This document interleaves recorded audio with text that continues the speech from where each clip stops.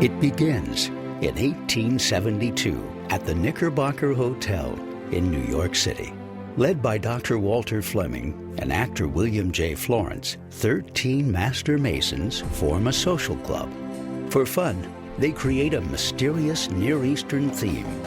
It's called the Ancient Arabic Order Nobles of the Mystic Shrine, and the popularity soars.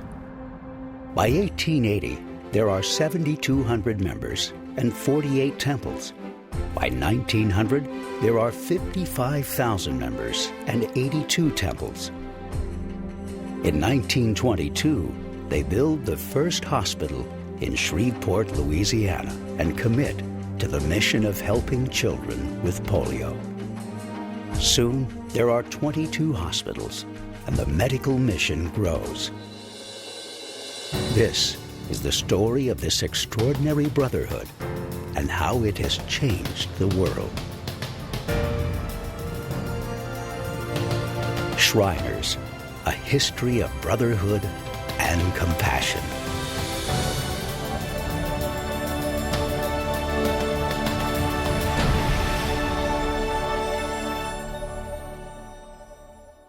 Well, as they say, in the beginning when the shrine was formed, go back into the 1870s when New York was quite a popular place for just about everything going on in the world at that time. The Civil Wars ended, and in America's biggest city, New York City, a group of Masons comes together who think that it's great to be a Mason, but that lodge meetings are a little bit on the stuffy, stale side. They meet regularly for lunch at a place called the Knickerbocker in New York City, Manhattan, and decide that they need to form a club that will require you to be a Mason to be a member of it. We had two very prominent people who were really the movers and shakers to start the organization. Billy Florence, who was a very famous and well-known actor at that time, and Dr. Fleming, who was a very prominent physician in New York City. They were familiar with some of the customs and culture of the Middle East, and they decided that they would wrap this club that they were about to form around an Arabian Nights sort of pageantry kind of theme. And so the Ancient Arabic Order Nobles of the Mystic Shrine is born as a social club for Freemasons in New York City. It grows from there.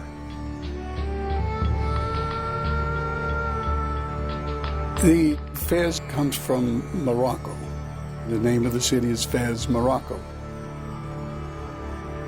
The emblems, the scimitar, the crescent, and so on, is taken from basically the various parts of the Arabic nations.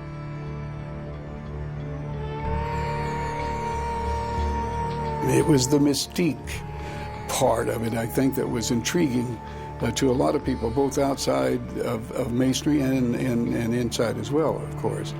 And that was, I think, a great drawing card.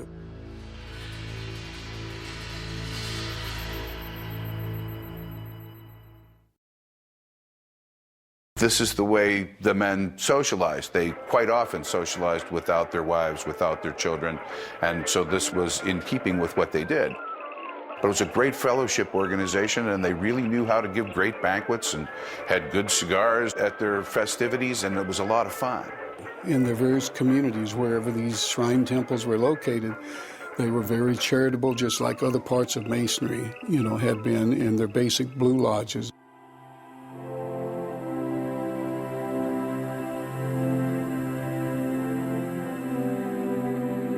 In those days, the charity really meant an awful lot to a lot of people because you didn't have the programs you have today in there to take care of people who were in dire need, health-wise or otherwise.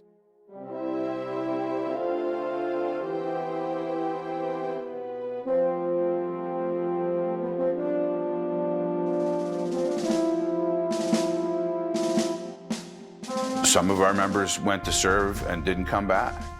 Some of our members went to serve and came back forever changed.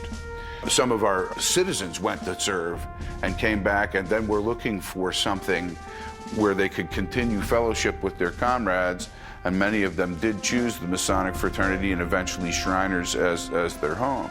Eventually, some of the members felt that maybe there needed to be a little bit more purpose than just having a good time. But we have to remember that the reason that the organization was founded was because Masons thought that lodge meetings were too stale and they needed to have an organization where they would have a good time. So there was quite a bit of back and forth for several years at our Imperial Council sessions over just what the Shriners ought to do.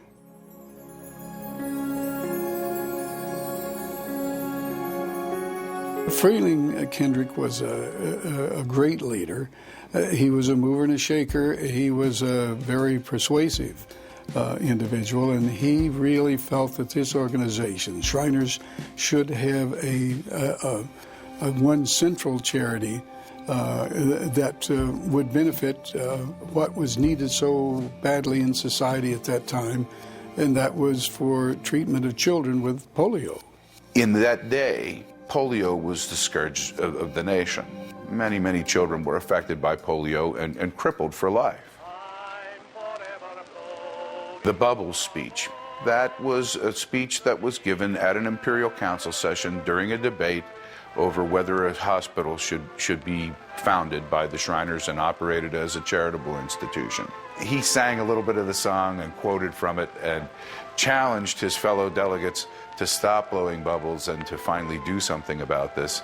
I was laying in bed yesterday morning about 4 o'clock, and some poor fellow who had strayed from the rest of the band stood down there under the window for 25 minutes playing I'm Forever Blowing Bubbles. I'm forever blowing bubbles. I've thought of the wandering minstrel, and I wondered if there were not a deep significance in the tune that he was playing. While we've spent money for songs and spent money for bands, it's time for the Shrine to spend money for humanity. I want to see this thing started. Let's get rid of all the technical objections. And if there is a Shriner in North America who objects to having paid the $2 after he has seen the first crippled child helped, I will give him a check back myself. And indeed, they voted in 1920 to establish the first Shriners Hospital, and in 1922, the first hospital did open in Shreveport, Louisiana. So they were finished blowing bubbles, but they weren't finished having fun. But now it was fun with a purpose.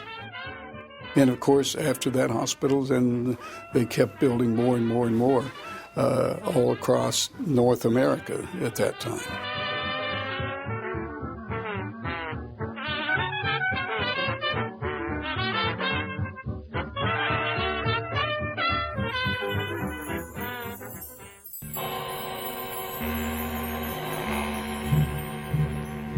Well, the market crashes, people lose their fortunes, people lose everything they have, whether they had a fortune or not in some cases, and that makes it difficult for people to pay their dues. The Second World War, of course, has a greater impact because it was, from the United States standpoint, a much larger war. Many, many more of our citizens were called to serve in the Second World War than in the First.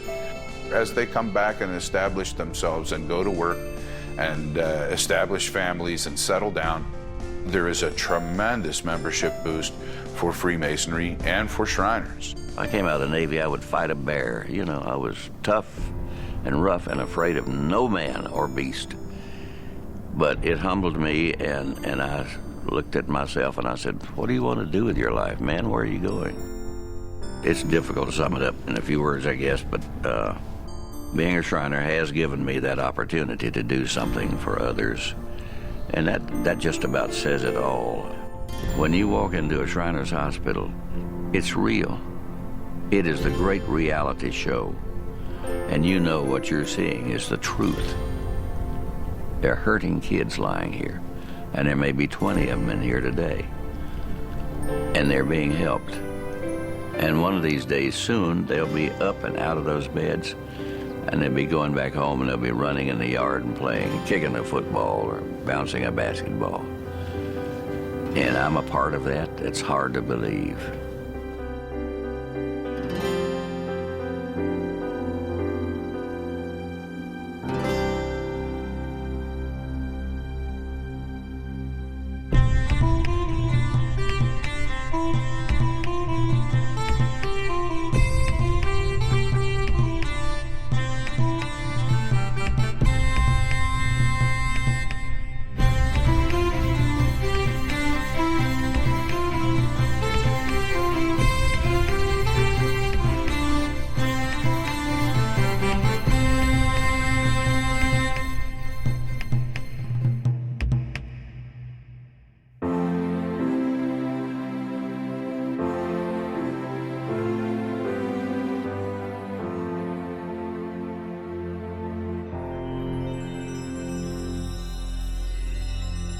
One child told me, we don't have the problem, you've got the problem. And that stuck with me for a long time. They don't have problems because they know that they're okay. We, as Shriners, have made them feel they're okay. Now, the lump in the throat, the smile in the heart, the beam of the eyes. When they say that to you, how can you not be proud of this fraternity? How can you not be proud every time you put this on your head?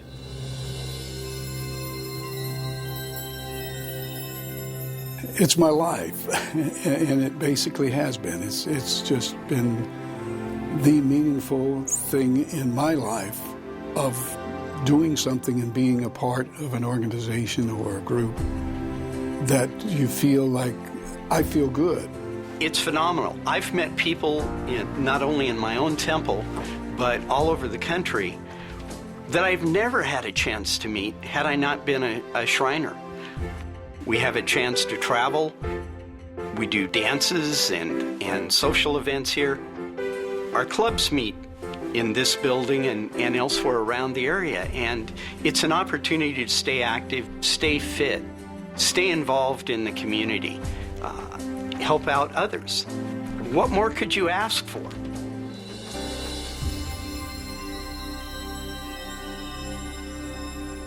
Well, my grandfather was, I believe, his first involvement was in Minneapolis, Zura Temple. He was potentate there in the 20s and then went on to be imperial potentate of the shrine in 37, 38, I believe. He had 3 sons. My dad was the youngest of those. All became Shriners. We have a lot of camaraderie, a lot of fun. We have unique things we do together, like clown, ride horses, play music, and we have the bond of the basic Masonic Brotherhood that makes it just natural to be at ease with each other and enjoy each other. It's truly amazing what we've been capable and able to do. As I tell many of the nobles that I have an opportunity to speak with, that child wants to come up and thank you. They see that fez on your head and their whole life lights up. When that positive approach comes to you and wants to thank you, give you that hug, that's what it's all about.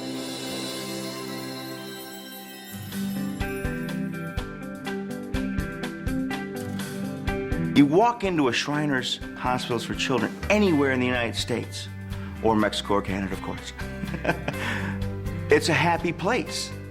It's bright, it's lit, there's colors, people are laughing, the environment is so different.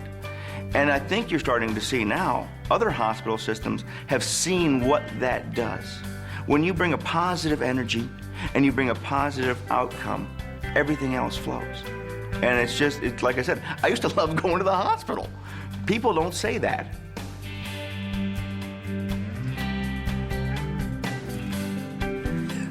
It's made me a better man. The Shrine is a real good organization. To my way of thinking, probably the tops.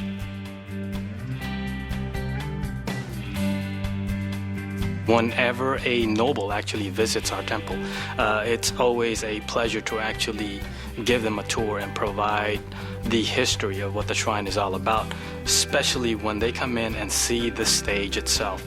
The first reaction is always, I always look for that magic word, wow, because of the enormous building this is, and as far as the rich history behind it also.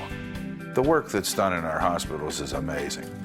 We are, in certain areas, the areas where we specialize, we're the best in the world.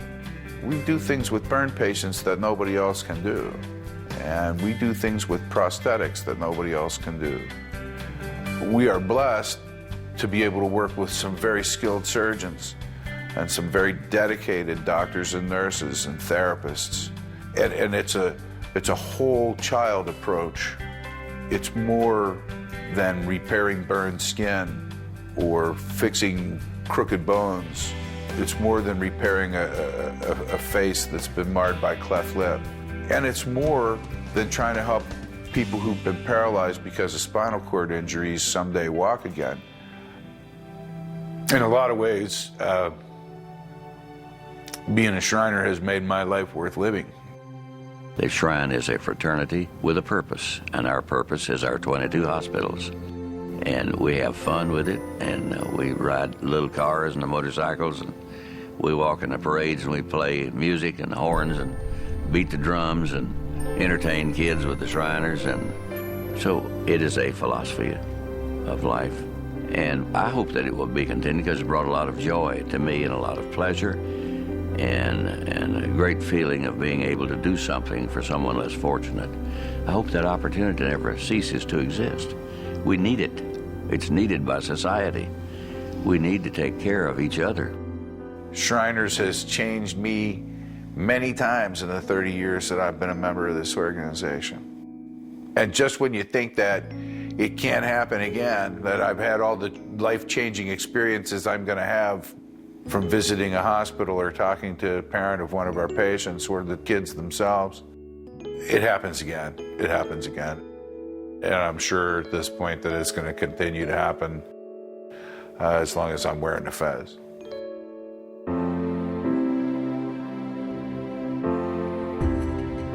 We are a fraternity, we are a brotherhood, and we depend on each other. We're just mostly a bunch of fun-loving, and some of us are a little elderly now. But we're going to keep on laughing and scratching and having a good time as we go through life.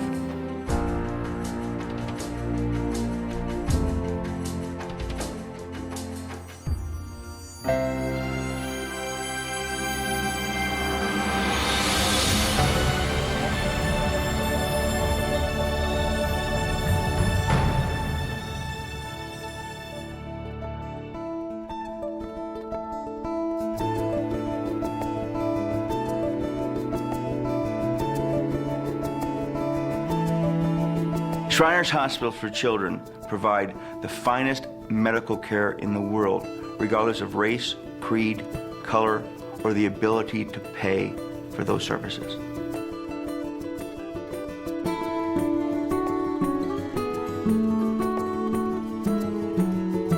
We all have a sense of pride in what we're able to give each child, but we get that sense of pride from the rest of the medical staff and certainly from the owners of the hospital. I mean, to see the owners so present in our everyday part of the hospital and see their guidelines being sent through our administration to us that, you know, we want to do the best for each child. You go home and people ask, you know, what you do, and you're able to tell them what the mission of the Shriners Hospital for Children is. And you see this almost look of amazement. Shriners has done something that no one else has done, to create a system of hospitals treating nothing but kids. That's their focus. And that's what they deal with on a day-to-day basis. These kids get the best care possible. I'm lucky to be a small part of that.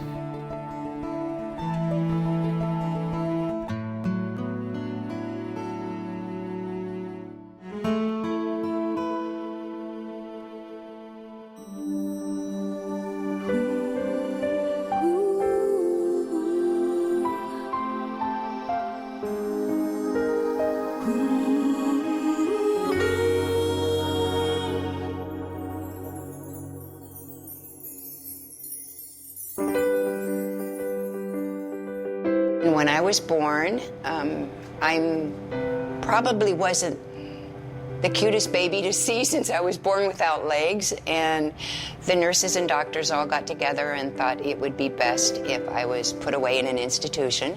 Remember, in the early 40s and 50s, this is what they did. And I always say that's when my life in sales began, because I'd like 5 seconds to look in my mother's eyes and say, keep me, keep me. And she said, no, I'm going to take the baby home. The wonderful doctor back then told my mother about Shriners Hospital for Crippled Children in Portland.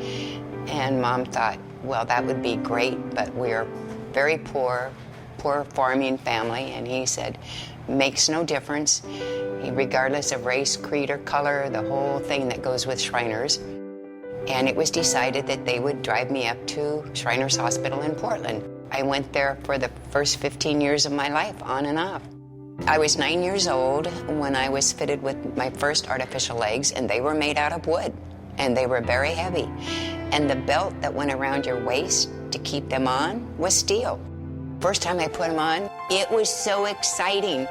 Like I said, 9 years old, 4th grade, I got to pick a dress, a store-bought dress, not one that my mother made because I was too tiny. I got to pick real shoes that I picked out a month before so they could carve the wooden feet to fit the shoes. If it wouldn't have been for Shriners Hospital, I would still be that little girl walking around, probably just on the streets of Mount Angel, because I don't think I would have gotten to go to college. To me, they're still my Shrine Men, and I know this sounds horrible, but they will always be my Shrine Men. They literally, I don't think, know how much they do for people. I mean, they can see it, but you've got to be, to the other end, the recipient of what they've done. And I'm just trying to tell them all the time, thank you, thank you.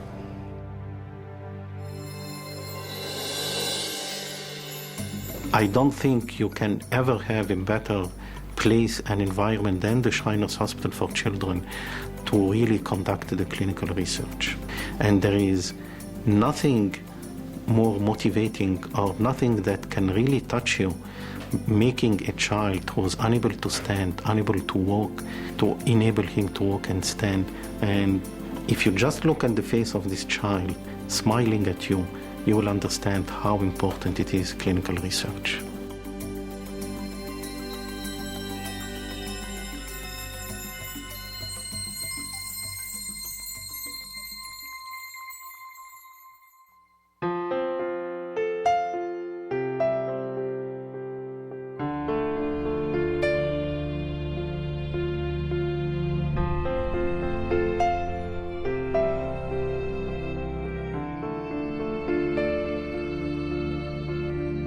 While I was living in Peru, I was playing out in the street with some friends, and I slipped in the street and I was hit by a bus. Actually, the bus ran over my legs.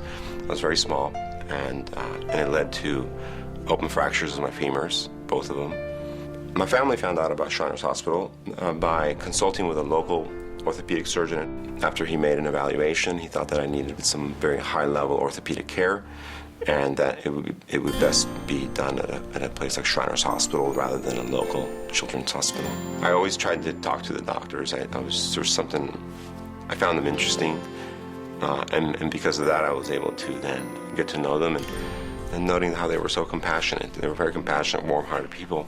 So it was really the experiences were profound. I actually get emotional in a way because I know that they're part of an organization that had a huge impact on my life, on my family life, on my professional life, on my emotional life, and on how I am today with patients. I don't know if I'd be an orthopedic surgeon, actually, if I hadn't been exposed to Shriners.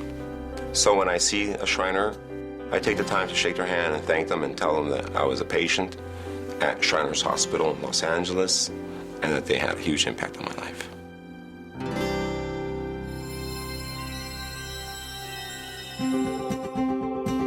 People come to me and say, how can my practice is burn reconstruction?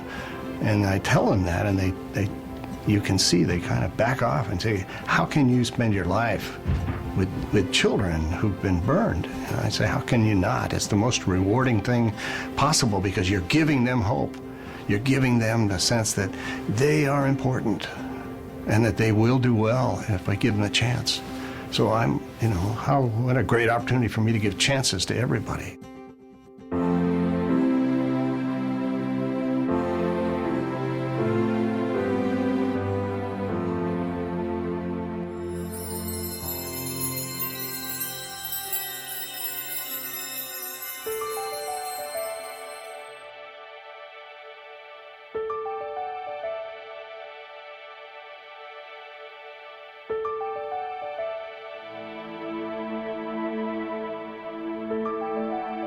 I can't remember if I set the gas can down or if I was still holding it, but there was an explosion. It was just 1 minute I was here on this earth doing typical day-to-day things, and the next thing I knew, I was just surrounded by these flames. I stayed in the Charleston burn unit for 2 days, and they did not give my family any hope whatsoever that I would make it. The only thing they could say is, we're going to keep him comfortable, but we've never seen any burn this size that survived. But my mother got a phone call and said, Joe's only hope is the Shriners Hospital for Children. I never felt, once I got there, never felt like I was going to lose my life. The hope was restored with my mother and my father, and they said, we're going to help Joe, and they did. Couldn't ask for no better. Not only for him, but us. My husband and me, they just, went overboard helping us, trying to get us a place to stay and, helping take care of us. And they took as well care of us as they did of Joe. They didn't ask my family how much money they could pay the hospital. They just responded with their life-saving techniques, with their care, and that's why I'm here today. Today, I'm married for 12 years to my beautiful wife, Erin. I've got 2 amazing kids that we both love, and they're just incredible. They saved his life, and not only that, but developed this spirit in him that it shows past the scarring, past the wheelchair. You can see this spirit in him that I know comes from the kind of care he was given and the kind of love he was shown by the staff members. It means everything to know he's happy and he's capable of making a living on his own. He takes good care of his family. I'm amazed. They saved his life when everyone else gave his family no hope. So I am passionate. I'm very passionate about raising funding and awareness for the Shriners Children's Hospital, and I'm just so grateful to them for saving his life and for helping him to become the man he is. The Shriners didn't give up on me, and because of that, I was able to go on and do some amazing things and have a productive life and have a great family. And I love life. It's and I owe it to the Shriners and the work that they do.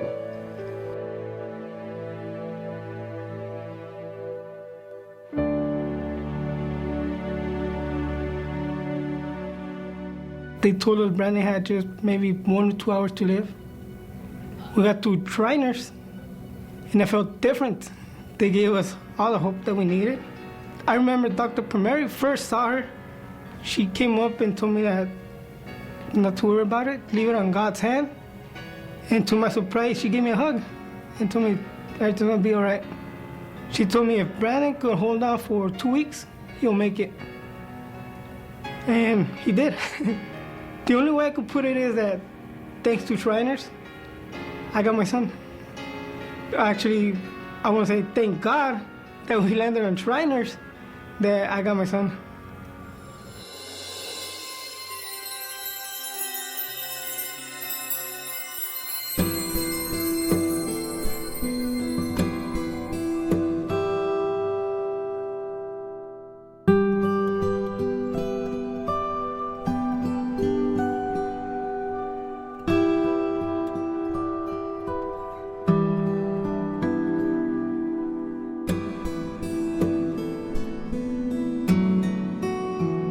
It was in January in 1965, and I was standing in front of an open gas stove to heat the living room, and my nightgown caught on fire. We lived in a row house, and I ran up and down banging on everyone's door when one of my neighbors came out and rolled me in the snow to put the fire out, and was left with burns over 65% of my body.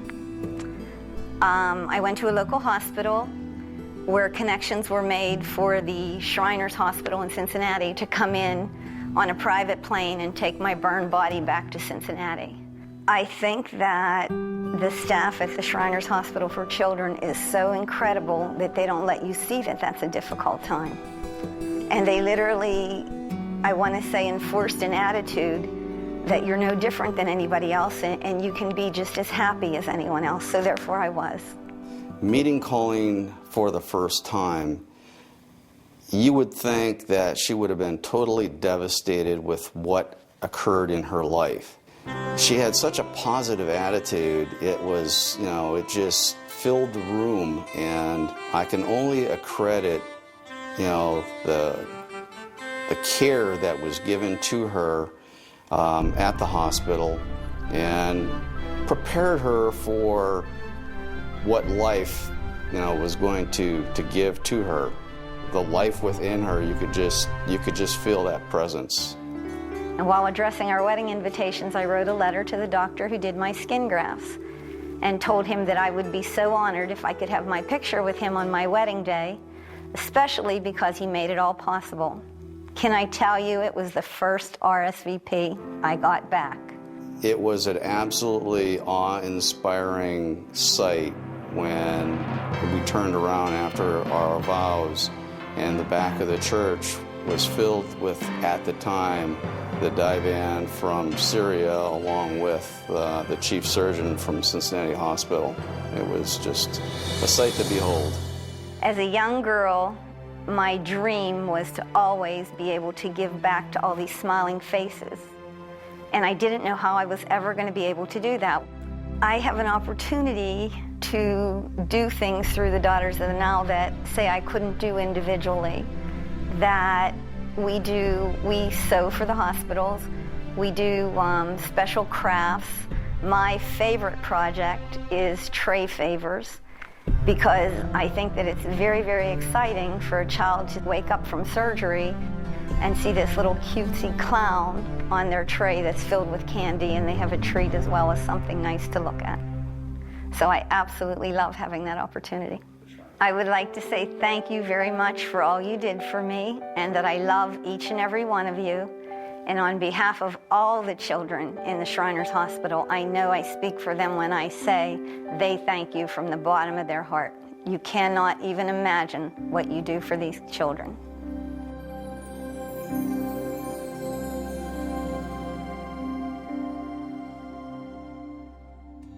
It's a great thing for me to practice in the hospital like this, and for all of the doctors on our medical staff, is that we really don't have to consider what people can afford in order to provide them with the best treatment. We think that we're giving them the best treatment regardless of what their financial circumstances are. And so that means that we are filling a gap in the community that is really, really important.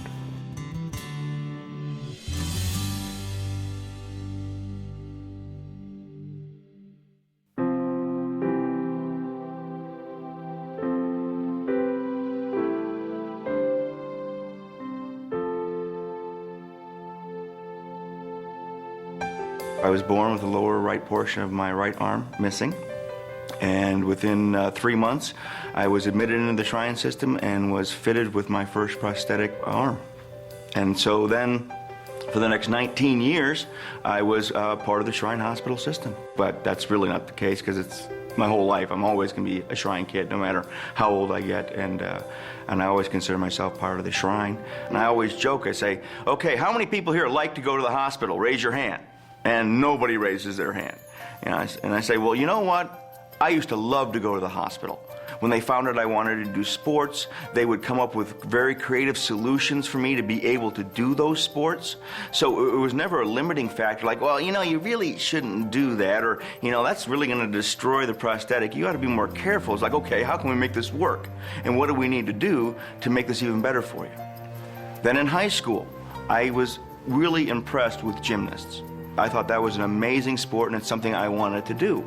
Well, again, I went to Shriners Hospital for Children and said, all right, because I had a more cosmetic hand, kind of like I've got now, and I broke it off right here at the junction point. And this thing was only like 6 months old. And the doctor looked at me and he goes, you keep breaking them, we'll keep replacing them. Don't stop what you're doing. Now, how can I not be motivated to go out and do the best job I can as a gymnast because they're behind me, they've got my back, and they want me to succeed? I can't let them down. And I think by being part of the Shrine, being a Shriner, really, to me, it comes full circle. I was a child in need. There was a man out there that said, I can help you, supported by a fabulous fraternity and Shriners Hospital for Children care system that made it happen. I wanted to be part of that. I wanted to give back the same way it was given to me. And so I did. We're making a difference in the world, one child at a time. And the Shrine and Shriners International and Shriners Hospitals for Children make that possible.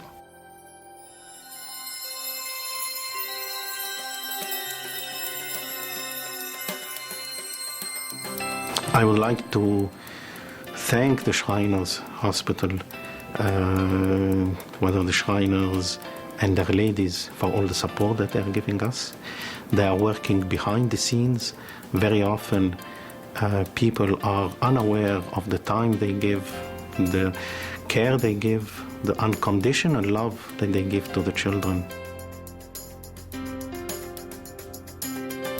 The patients are part of our family. We all work together toward that goal.